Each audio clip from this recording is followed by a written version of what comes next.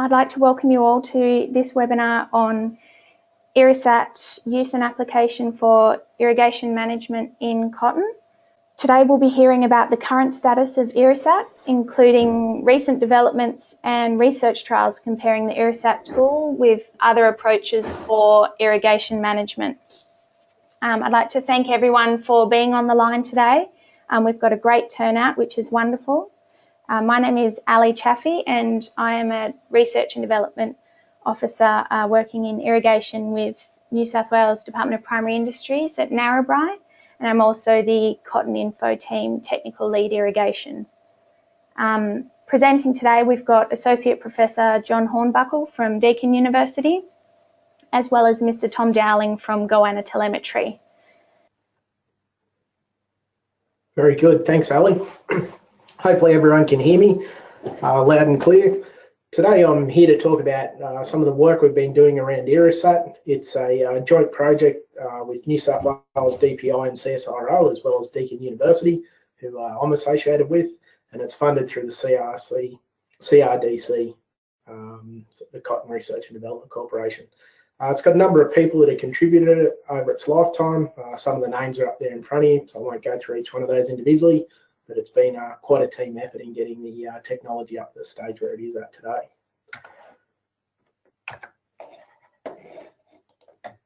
So in this webinar, what I wanted to do very quickly was outline some of the background to IrriSAT. So I'll take you through how the technology works very quickly. I think most of the people that are on today have used IrriSAT previously, so it won't be a tutorial sort of for starting off on how to use it.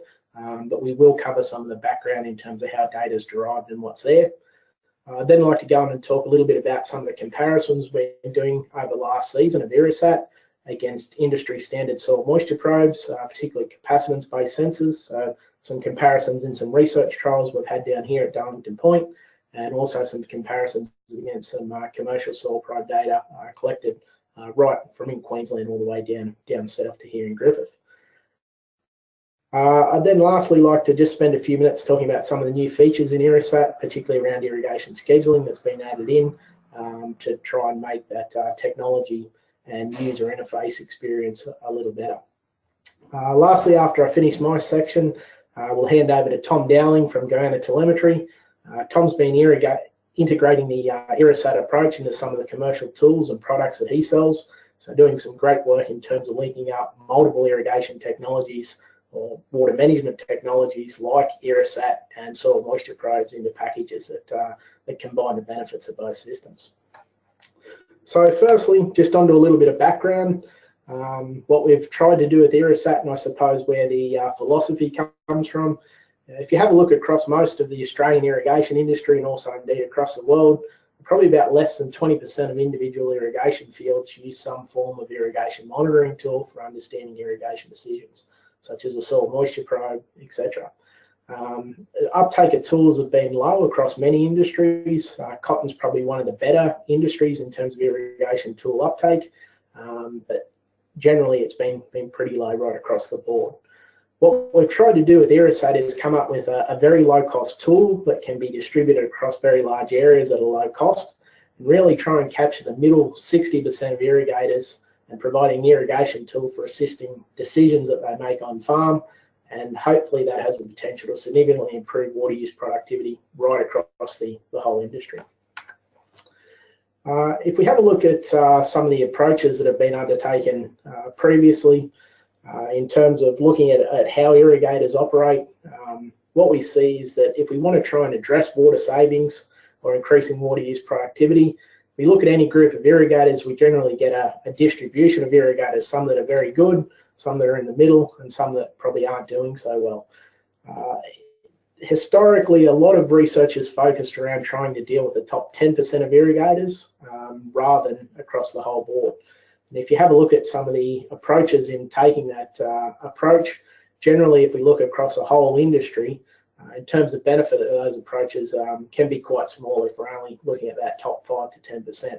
So what we've tried to do with IrriSAT is, like is mentioned up there in point 2, is try and work with the majority of irrigators and provide them with a low-cost tool that they can easily access within their business and with the irrigation decision-making process, that's low cost and widely applicable across large areas. And in terms of dealing with that target or segment of irrigators, you can see that water use, water savings or water use productivity can be significantly increased. So just in summary, IrriSAT is really targeted at 60% of irrigators, not using any quantifiable management tools, and it's not just focused on the top 10% looking to squeeze out sort of 5% more efficiency. May have some benefits for some of those guys, but they're probably using a lot of tools and technology already that have a lot of benefits as well. So on to IrriSAT. What I'd like to do now is just quickly give you a bit of an overview in terms of this diagram for those that haven't seen it before around how IrriSAT works. IrriSAT's available as an online app, so it can be used online anywhere, whether that's on your desktop or on your iPad out in the field if you've got internet connectivity. Everything is actually housed on the cloud in terms of user input, so it can be accessed wherever you are. To access the IrriSAT cloud app, it's basically just type this web address into your browser and away you go. In terms of the functionality of how IrriSAT works, there's two components in terms of IrriSAT. We have satellite measurements that we collect off two satellites, LANDSAT and Sentinel. That provides us with site-specific information or a crop coefficient down to a 10 by 10 metre basis with Sentinel now and 30 by 30 metre with LANDSAT, right across the whole country and indeed across the whole world. What we combine that information with is on-ground sensing networks. So we use for reference evapotranspiration. So we use weather stations that are developed or available, and also an ETo forecast as well. And I'll talk a little bit about that in a few slides' time. So we combine both those sources of information, and then we across whole districts and indeed across whole of Australia. And then we provide that information back out to users, whether they're irrigators, consultants, or researchers, etc., in a easy to use interface that's available online. And it works off a daily time step, so it's updated on a daily basis in terms of that water use information that comes off your crop. So the IrriSAT approach, how does it work in terms of nuts and bolts? Essentially what it is focused off using the FAO 56 approach, the Food and Agricultural Organisation, which is a very standard approach for weather-based irrigation scheduling. And to put it very simply, it's your actual crop water use, which we're calculating with IrriSAT, is equal to your ETO, which comes off your weather station network that's on ground, or indeed a forecast, if we want to forecast out in the future, multiplied by a crop coefficient, which is known as a KC. Previously, getting those site-specific crop coefficients have been very hard, and it's been one of the limitations in terms of this approach. What we've been able to do with IrriSAT, though, is use satellite remote sensing to come up with a site-specific crop coefficient to overcome some of those limitations. So traditionally within FAO 56, we had one KC curve for an individual crop, for instance for cotton, and that changed over time, which modified our crop water use when we multiplied it by our reference evapotranspiration. What we tend to find in the real world, though, and being a grower, an irrigator, or a consultant, you know that there's a lot of variability in terms of how the crop performs, whether that's row spacing, varieties, soil types, etc., and planting dates as well. So over time, you'll see there's a variability in terms of crop coefficients that we've got. Major spread early within the season. Mid-season, those values tend to tighten up, but there's still quite a spread with any crop when we look across a whole area. So what we've done with the remote sensing is to get one of those individual crop coefficients picked up off the satellite for your particular crop and your particular circumstance on farm. Just quickly, the satellite platforms that we use are LANDSAT. That allows us to go back within the IrriSAT interface to about 1999, where we've got LANDSAT data for, so you can actually go back historically and have a look at crop water use from that approach. And it's got a 30-metre pixel resolution on that satellite and an 8 to 16 day revisit cycle. The newer satellite that we've been using is known as Sentinel-2. There's actually two satellites that are up there now as part of the Sentinel-2 program. There's A and B. Last season we had Sentinel-2A, which basically give us a 10-day revisit cycle at a 10-metre resolution, For this coming irrigation season, we'll have the Sentinel-2B satellite available as well. So I'll have a 10-metre resolution at a 5-day revisit cycle coming off that satellite. So it's from the European Space Agency, so slightly higher resolution in terms of the LANDSAT satellite, but collecting the same information. So with the two satellite constellations, what it allows us to do is to, if we've got issues with cloud cover, we've got a lot more coverage there we can pick up off those two satellite platforms. So how do we get from satellite data to a crop coefficient? We use what's known as an NDVI. Probably most are familiar with this. It's just a normalized difference vegetation index, where we've got near infrared, which is a specific band on the satellite, and the red band as well. We use a ratio of that near infrared and red to come up with a value between 0 and 1. NDVI, which is closer to 1, is a very vigorously growing green biomass crop. If it's close to 0, it's starting to senesce off. So we get NDVI values between 0 and 1 that we then use to convert into a crop coefficient. So how we do that, we use an established approach in the scientific literature relating an NDVI to a crop coefficient. Within IrriSAT, we use a NDVI to crop coefficient approach that I did some work in California with the USDA guys over there. That's been published by Tom Trout, where KC is related to NDVI through this empirical relationship. You'll see though that there's a number of authors which have also done work on these relationships as well, and published their own NDVI to KC relationships. You'll see that when you actually plot those out over standard NDVI ranges, you'll see that particularly in terms of the crop coefficients that we're looking at, there really isn't a lot of difference between those individual relationships. But for IrriSAT, we use the Trout relationship within our approach. So how do we get access to the NDVI datasets? It's really pretty easy.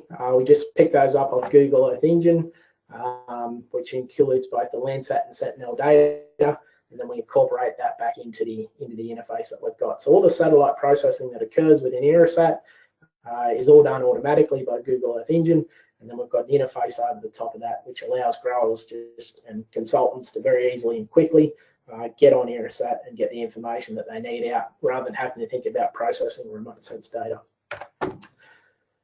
The other aspect in terms of IrriSAT, the data feed that we use is ETo. We get these from 3 data sources. One is physical networks across Australia.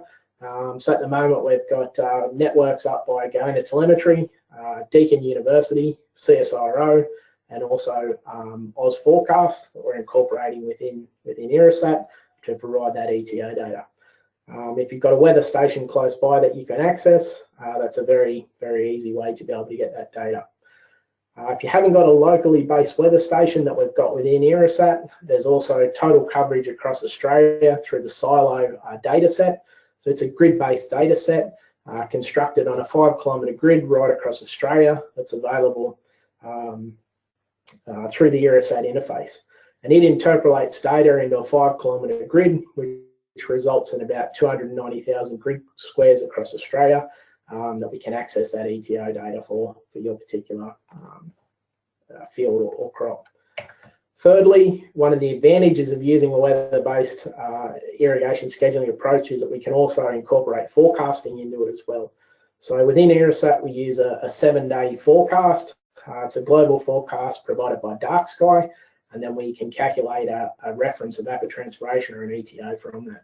So this just quickly shows the interface that we've got available within IrriSAT. So you can see the coming 7 days that we've got there at the moment. This one is actually poked up there this morning, so you can see weekend we've got high ETo, which is coming with a 37-degree day we've got down here on Saturday and tomorrow as well. What that also allows us to do is to go out 7 days in advance and forecast crop water use. So you can have a look at that graph and then say, okay, over the next 7 days, based on the forecast ETo, I'm going to use about 0.55 megalitres per hectare for that particular crop. So that's a forecasting capability which we've got within IrriSAT. So how do you use IrriSAT? I won't go into it. We just haven't got time today to go into it in great detail around the approach, but we've got a very quick and easy to understand video that's available either on the IrriSAT website or direct through YouTube. So if you click on that link or just go to YouTube and search IrriSAT Deacon, it'll provide you with a 9-minute video that shows you very quickly how you can get your farm set up or your particular paddocks to get the IrriSAT information that's being collected for those fields. So yeah, have a quick look at that. 9 minutes of your time and you'll be up and going using IrriSAT.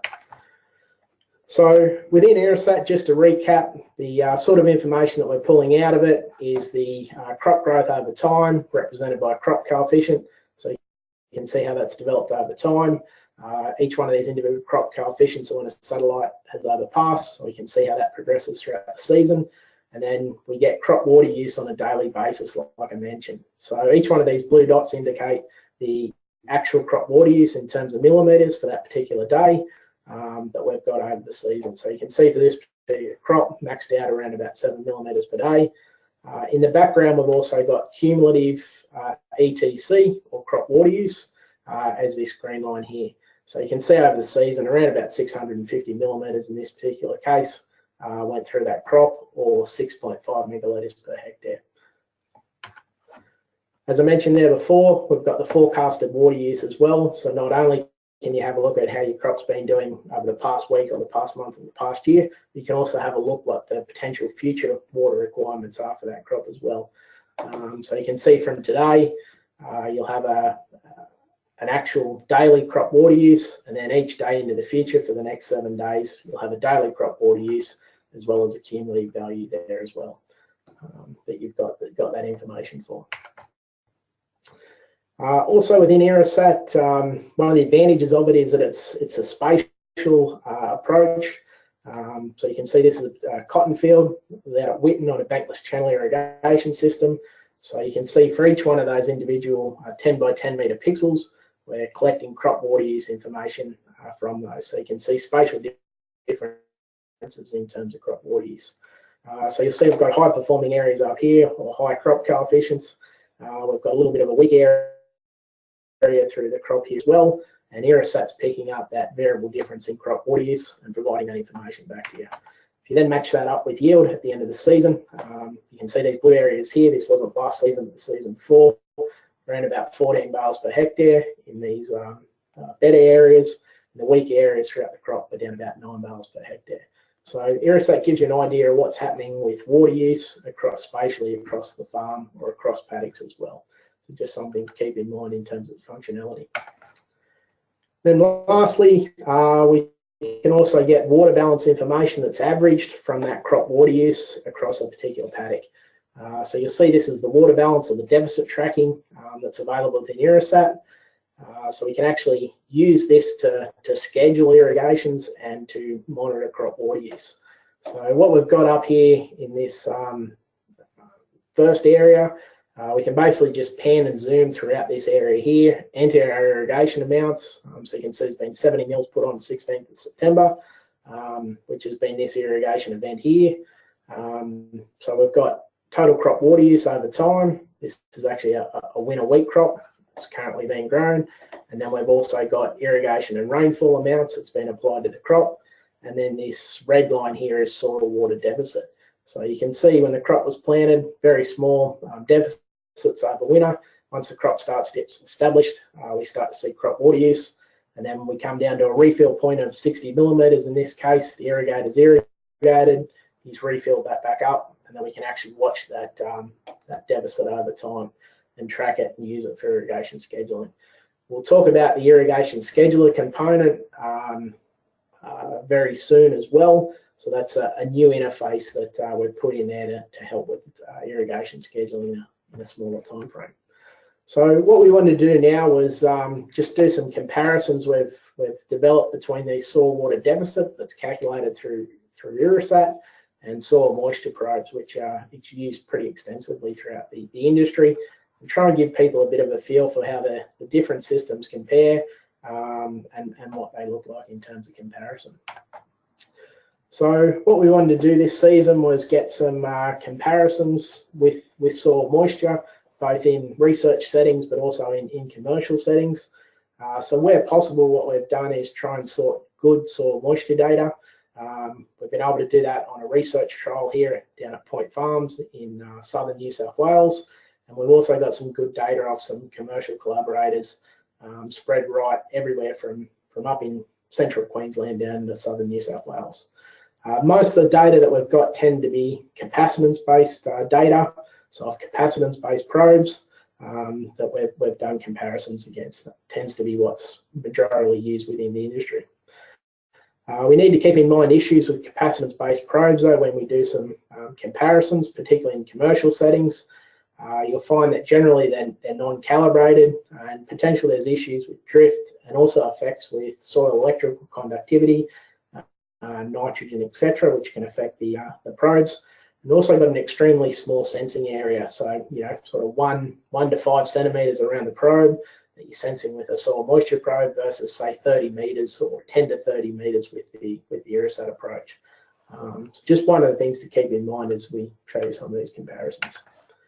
So what we did, we had a research trial out at Point Farms this year where we run 3 different deficits. It was siphon irrigated, so we're able to control and monitor those irrigation treatments. Basically had short, usual and long deficits. So by a short deficit was around about 30 kPa as measured by soil tension. A usual deficit around about 60 kPa as measured with soil deficit, and then a long irrigation interval and a long deficit, which was around about 90 kPa. So this bottom graph just shows some comparisons between capacitance-based soil moisture probes and what we've measured with IrriSAT. So you can see early in the season we've got a little bit of difference there, but also late in the season, the majority of the irrigation season, we've got very good representation and agreement between what we're measuring off IrriSAT and what we're measuring with soil moisture probes. Early in the season, it's a little bit of an issue we had here with setting the probes. One of the things we recommend is that what we do with IrriSAT is try and start it when you've got a full soil moisture profile. So try and start it if you want to track in terms of crop water use at a full profile or 0 millimeters. But you can see over the season, very good agreement apart from the start and then the last irrigation of the season. So if we have a look at what those comparisons look like over the 3 treatments for the 9 irrigations that were done mid-season, we'll see that the short irrigation, which yielded 10 barrels per hectare this year, we've got pretty good agreement there between what we're measuring off the probe, these are just raw numbers, and what's coming off IrriSAT. So R squared values around about 0.78, which are pretty good. For the longer deficit, 8.5 barrels per hectare in this case, R squared values quite good at about 0.87. So you can see we're getting good relationships whether we're using a short deficit or a long deficit with IrriSAT across those irrigation treatments. And the standard irrigation produced probably the best relationship. It was a 9.2 barrel per hectare crop. We've got an R squared value there of about 0.94. So pretty good agreement between what we're measuring off IrriSAT and what we're measuring off the probes during that peak irrigation period. So what we also wanted to do, that was very much a research run trial, was to have a look at some commercial probe data. So we collected 12 commercial probes that were pretty confident in terms of the data across the season associated with yield data. We did get some comparisons with those and also with IrriSAT. So you can see in this particular season, we didn't have a good relationship between what was measured off the probe and yields that come at the end. There's a fair bit of scatter there. The other thing just to draw your attention to, and I'll talk a little bit more about it later, is around those water use figures. So it's cumulative water use over the season, ranging from 500 to 700 millimeters. If we have a look at those yields using the IrriSAT approach, we can see that there's better relationship that we get there. R squared values around about 0.7 between yield and water use. One of the things to note though is those water use figures with IrriSAT around everywhere in this particular case from about 860 up to about 1250 millimeters. So it's one of the things with using probes that I'll talk about later. Just be careful when you try and compare different irrigation deficits, particularly when you're using something that isn't fully calibrated. So some of the issues, like I mentioned, to be aware of with probe versus IrriSAT data, particularly people starting to use IrriSAT the first time, they have a lot of history of probes, is that, in this particular case for these 12 probes, you can see that probe water use was anywhere from 5 to 7.5 megalitres per hectare over the season, as calculated off the probe. IrriSAT water use was 8.6 to 12.1 megalitres per hectare over the season. Those crops were 11 to 15 bales per hectare in that season. Now, if you have a look at average irrigation water requirements from some of the work that Janelle Montgomery's done, you can see it's around about 8.5 megalitres per hectare in terms of water applied, plus around 1.7 megalitres per hectare of effective rainfall. So we know pretty well that looking at these figures that probably the probe data in lots of cases, if it hasn't been perfectly calibrated, is probably underestimating in terms of that actual crop water use that we've got. So it's just not an issue with it at all. It's just that if you're going to compare, say, a probe deficit and then try and match that up with an IrriSAT deficit, you just need to realise that they're probably going to be a little bit different. IrriSAT will be very much focused up around what's applied. It's a volumetric type approach, whereas what you're measuring off the probe in lots of cases needs to be well calibrated to get good crop water use figures off it. So yeah, just a cautionary note: need to be careful when you're communicating deficits. If they're off a probe or if they're off IrriSAT, there can be some potential differences between them. So if we normalise that probe data though and compare it to IrriSAT, in terms of those 12 probes that I mentioned, what does it look like? So you can see here we actually get pretty good agreement across most of the probes. We've got some probes where we get a little bit of a variation over the season that we've got, particularly individual probes, but we've got pretty good agreement there between what we're measuring off the probe and what we're collecting off IrriSAT. Just another 6 probes on that sheet to show the same. But there are situations when the probe data is quite different to IrriSAT, and I'll talk about some of the reasons that could be in the next few slides. So some of the expected differences that you're going to pick up if you're using IrriSAT or if you're using soil probes. One of the things is probe positioning in relation to the root zone. So whether it's within the plant line, the furrow, the bed, has a big impact in terms of its measurement. As I mentioned, it's got a pretty small measurement area, so it's very different to what IrriSAT's measuring as well. Probe depth as well. So most of the commercial probes that I see out in the industry, the capacitance-based ones are about 80 centimetres. So in some cases, they may not be measuring the full root zone crop water use, whereas something like IrriSAT is trying to pick up that full water use. So that's why there could be some differences between it, between those two approaches. And of course, the other one is just very simple scale. So 1 centimetre or 5 centimetre sensing, say, on a probe in best case scenario, versus something around 10 to 30 metres that we're picking up at IrriSAT. So just your spatial variability or your differences, as you walk across the field within that 30 metres, are going to be pretty different to what you're just picking up off one individual probe.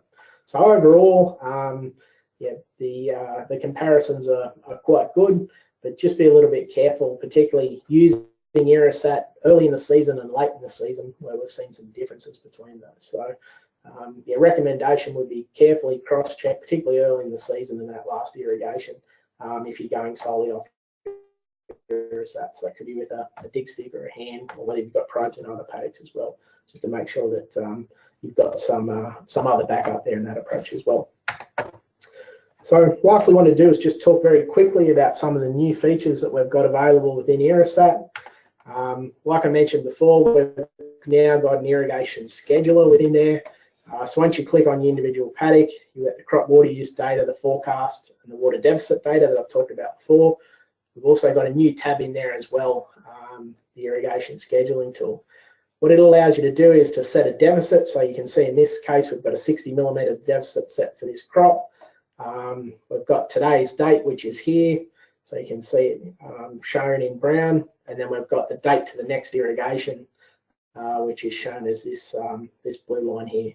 So this is forecast using IrriSAT and the 7-day ETo combined with the satellite data out 7 days in advance. So we're seeing that around about 1, 2, 3, 4, 5 days later, we're going to have to think about irrigating if we're wanting to not let that deficit go below 60 millimetres. We've also got a dial gauge up here that will show you whether you're at field capacity, so you've just irrigated 0 millimetres, or whether you're back down against your refill point. And this is updated daily through the interface.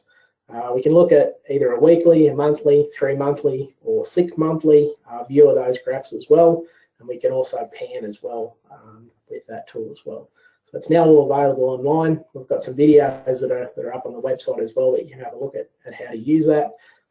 Very simple to set up and very easy to use. The last tool that we've also added as well, particularly focused around benchmarking, so it can be used over large areas, but also on individual crops. It's available once you click on an individual paddock, click on the little globe icon, and it'll show you benchmarking data right across that area that you've selected. So works at multiple scales, so you can see this one here is the whole of the Collie-Amberley irrigation area, and it's just a seasonal crop water use map. We've set the dates in terms of planting and harvest between these 2 dates that we've got here, and then we've got crop water use data right across that whole area in terms of megalitres per hectare. You can zoom in and out on those individual fields as well and have a look at some comparisons between fields. It just allows the benchmarking side of things to be very easily done. As well as being applied sort of on a regional scale though, that information is also available on a paddock scale as well. So again, just clicking on that world icon, that'll prop up your seasonal crop water use, and it'll basically map from your planting date until either your harvest date, or if you've left that as blank until the current date, what your seasonal crop water use is up until that point in time. So that's it for me for a quick update around the IrriSAT tools and some of the comparisons we've been doing. What I'd like to do now is to hand it over to Tom Dowling through Going to Telemetry, and he'll talk about how he's using the IrriSAT approach and integrating into some of the commercial tools which Going have been developing that are very exciting. Hello everyone. I'll just quickly take you through this is our new app, which has been released and ready for this season, for the upcoming cotton season. We've been using the IrriSAT technology. This will be our third year with it. I'll show you this is a winter crop, which is a canola irrigated crop, just to show you how the live data looks, and then also some historical reporting from some of our cotton reports, as we have no, obviously, live sites at present. So this is our typical soil moisture probe report, where we have a summary of what's happening as far as rainfall and the site at the top. Some default water usages, which can be changed for the client to whatever he would like to change it to get a capture on when his scheduled irrigation date might be, and also daily water use calculated by the probe itself. So we use customized calibrations on this particular probe. They're our own customized calibrations. It's an Enviro Pro.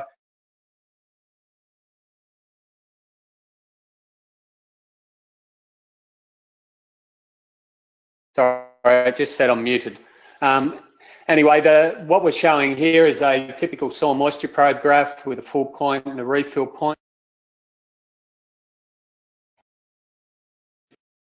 We're also showing the daily water use that's calculated over a 24-hour period from the probe at that particular site. It's saying it's 4.3 mil per day, and at 4.3 mil per day, it'll reach the refill point on the 27th of the 9th. Where we've integrated IrriSAT into this is that we can then show our forecasted IrriSAT daily water use to give us a more accurate projection of when we're going to reach that refill point, depending on what the weather conditions are going to do with our crop water use in the few days moving forward. So if I turn that on, it gives me a projection date of the 26th of the 9th, and that's calculated from depending how many days from this particular point to the refill point, calculated on a 10-day forecasted projection. So down here is your 10-day forecasted daily water use from a 12-kilometre grid forecasted data package we get off the Bureau of Meteorology, and that's what we use to forecast that irrigation. With that forecasted data package, we also forecast rainfall, which surprisingly, this is down at Hay. There may be some rain there next week, and the green bars are what actually is recorded in the field on our soil moisture probe unit with its rain gauge. this particular graph down the bottom, this is our cumulative crop water use graph. So this shows the historical and cumulated water use of IrriSAT. So here are the daily water usages. This is calculated from the latest satellite imagery and also from our localized weather station data, which preferably is in a 10-kilometre range. Then we accumulate this crop water use, so we can give you an account of what the total crop water use of that crop is at any particular time. You're able to turn on your images, so you have your satellite images for that field as well, and then there's also a projection of what is happening with the daily water use again on the end of this historical daily water use and the accumulated crop water use. On this soil moisture probe report as well, we put some agronomic factors into it as well. We calculate for canola anyway, just only high and low temperatures for the season and forecasted high and low temperatures going forward. As you can see down at hay there, you've got 36 degrees coming there on the 23rd on Saturday. And accumulated day degrees, that's your accumulated day degree line. Depending on the crop, we also have some growth stages that are comparable to that particular accumulated day degree. Down below, this is our rootstone graph. So that shows you where our infiltration's happening in that crop and also temperature. So moving on to IrriSAT, what we can do with this is a non-active last season cotton field. So what our clients can do with the IrriSAT technology is then put in their picking date or second defoliation day, actually, the price they made for their cotton bales and the yield that they incurred on that field. So once they've entered that and saved it, we can do a crop summary that can be exported out in a PDF file, and it gives a running total. So a cumulative crop water use for the season, 1,034 millimetres or 10.34 megs, total in-crop rainfall, total day degrees, how many heat shock days were incurred in that field, how many cold shock days, the high and low temperature recorded, and then the water use efficiency figures for that particular field. We see this as being valuable for benchmarking as far as comparing varieties versus varieties, crops versus crops, and farms versus farms. So that shows what you can do with the IrriSAT technology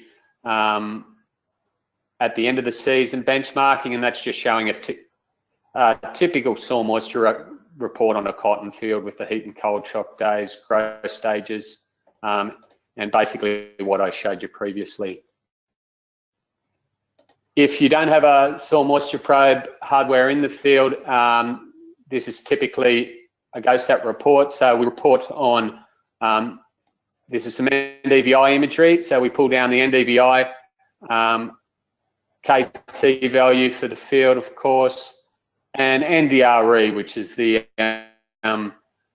new red edge imagery coming out of the Sentinel satellites, which we'll get this coming season every 5 days, which is it's more a measurement of the chlorophyll content within the crop, so more linear to nitrogen within the crop. So on a GoSat report, once again, we can show you your daily water use, your imagery, your cumulative crop water use, and your demand going forward. So in this particular case, it was a pivot. So it's very valuable in giving you demand. If you've got a pivot that you don't have to turn on and keep going for the peaks of the season and don't have to turn it off, well, then if you can water to demand or you have a drip system, well, this is highly valuable and also automating in the future. Once again, there's rainfall and the agronomic reporting. So we can take some questions. I won't hold you up any longer. What we're doing in the future with IrriSAT this coming season is also being able to, within our new app, is enter bowl counts, where we'll be you'll be able to enter the bowl counts via our app, which will log the GPS coordinates of where it is sampled, and also we'll be providing a zone map to show you the related zones of variability within the field, so you can take your bulk counts with greater accuracy in picking up those variable zones, so we get a greater average of what the bulk counts are within the field. And in doing that, we believe, because there is some very strong relationship with cumulative crop water use and yield, that in bringing in those bulk counts and putting them against the cumulative crop water use for the particular day degrees, that we'll be looking to build that into a yield forecasting estimate in the future. Thank you for your time, and I'll hand back over to John or Ali. We've had a few questions come through. So the first question was from Dragan, and that was how measurements from space about ET can be compared to soil moisture data from the field. John or Tom, do you have any feedback on that? If you could probably swap back to back to my screen, if you wouldn't mind, Ali. To Tom, yep. I forgot to show you probably this relationship here. So this is a live site. It's saying it's using 4.3 at the probe site, 4.3 millimeters. These are our calibrations that we do. And for today, it's 5.8. So there's about a millimeter difference. What I find with capacitance probes is in this area here, once the probe gets out of a period of lower water use, waterlogging, the relativity between the IrriSAT calculated crop water use and the probe crop water use from our calibrations anyway, are reasonably accurate. They reasonably mimic each other. There's some limitations I find with calibrations and the use of the sensors in the root zone.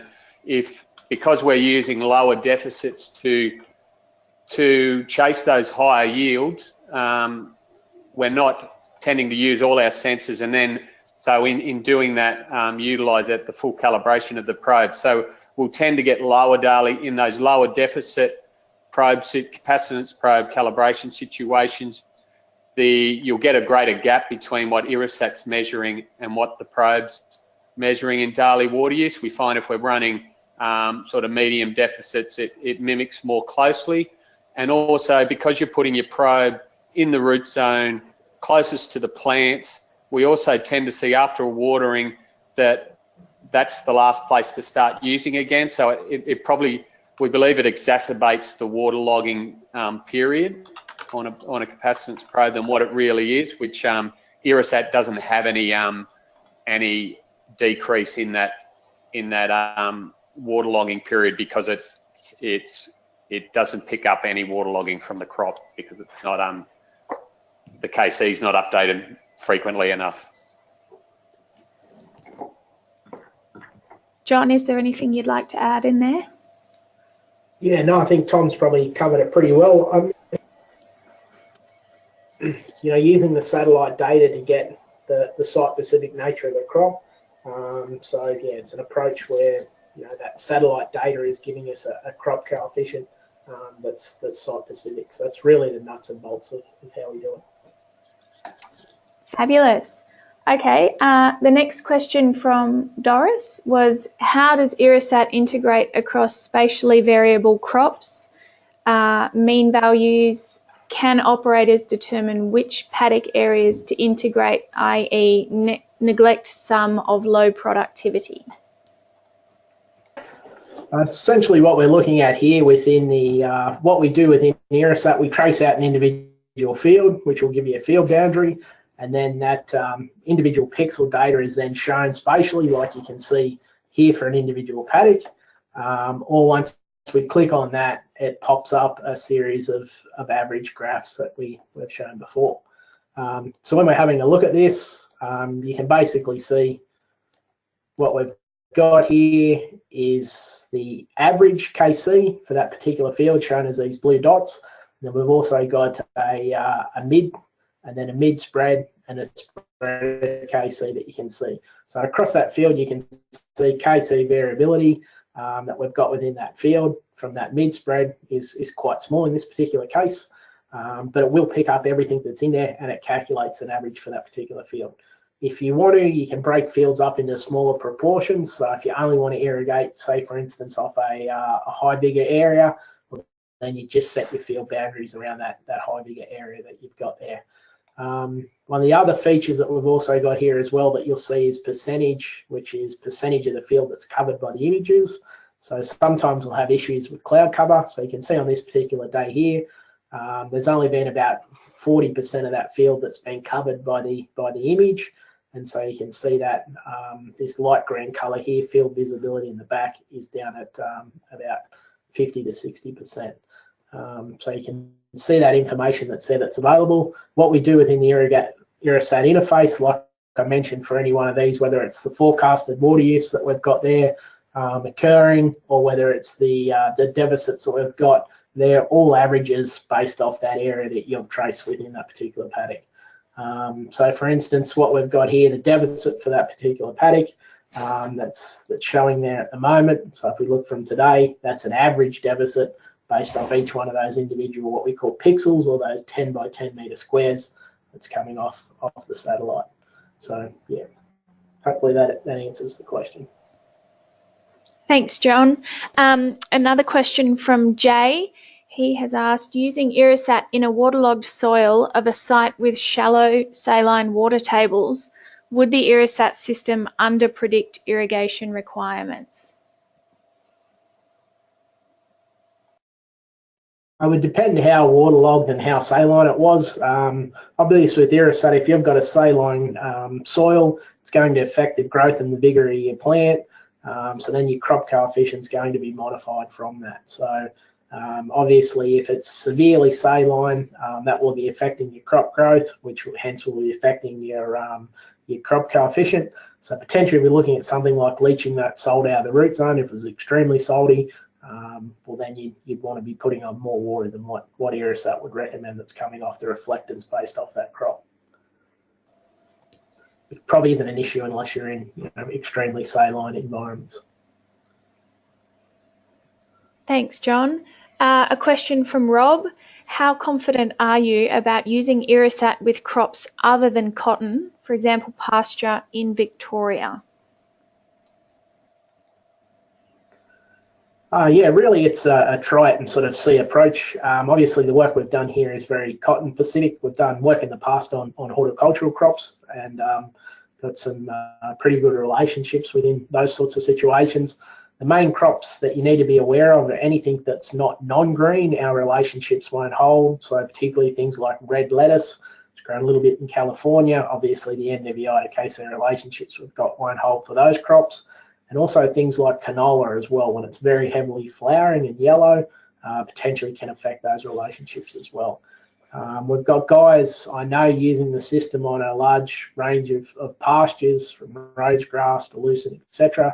And they've reported so far, non-scientifically, but just their experience, that it's a useful tool for what they're using. So I think it's more a case of getting out and trying it for crops other than cotton, and then comparing it back to what's happening. I know there's also a lot of guys using it this year for looking at wheat, and Tom presented some data there from some other crops as well. Fantastic. A question from Kelvin. What's the smallest paddock size you would be confident with running IrriSAT on? Smallest pixels we get off Sentinel are 10 by 10 meters. So obviously that's in terms of a limitation. 10 by 10, you're going to pick up something outside that paddock. Also need to keep in mind that we may also use LANDSAT data, which is 30 by 30. So you probably want your paddock, I'd imagine, probably somewhere around 60 by 60 meters, just to be confident that you're going to land a full pixel on that that's there.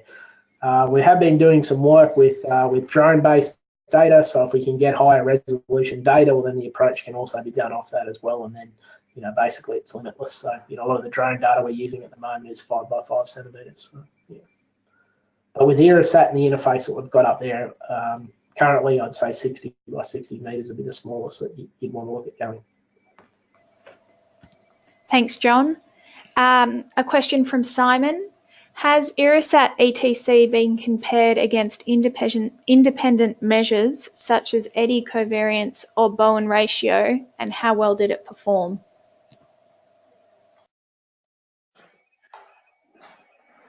We've done some comparisons with some energy balance instrumentation, performed very well.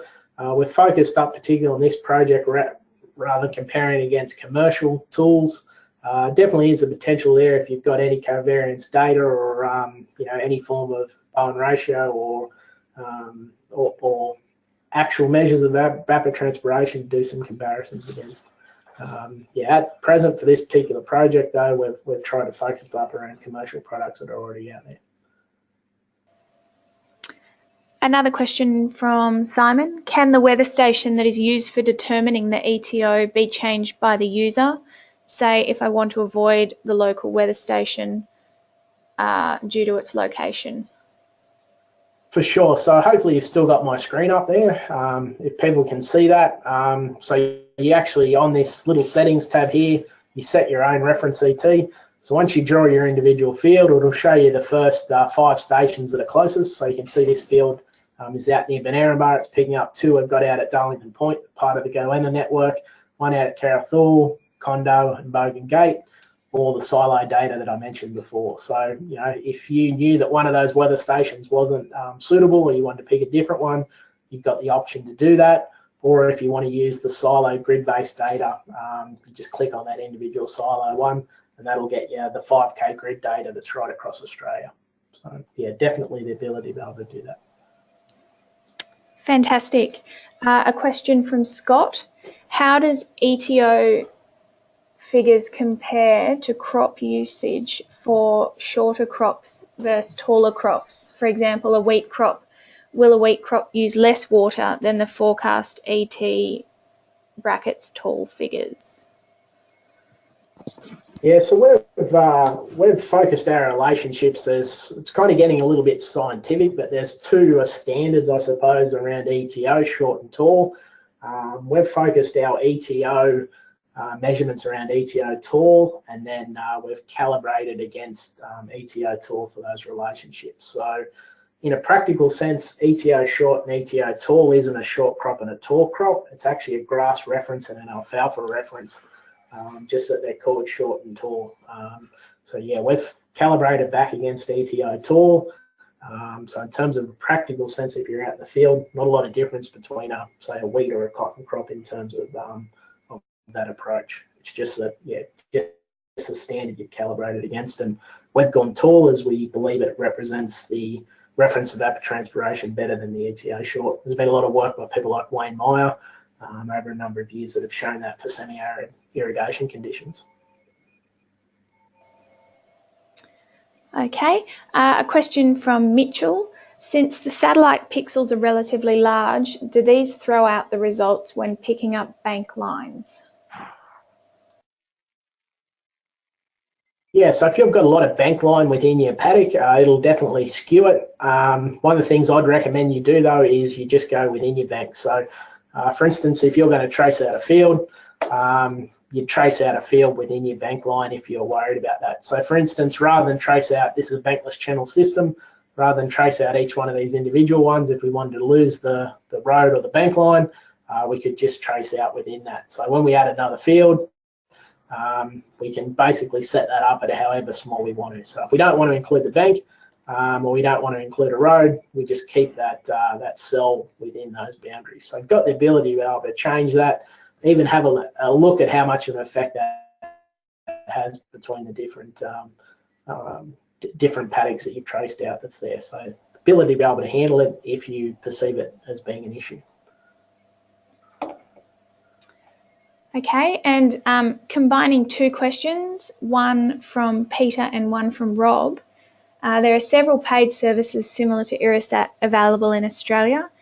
Is IrriSAT likely to become fee-for-service? And do you pay a fee for the forecast ET data from dark sky? Yeah, no, so we don't pay a fee for the forecast from dark sky. It's used internationally.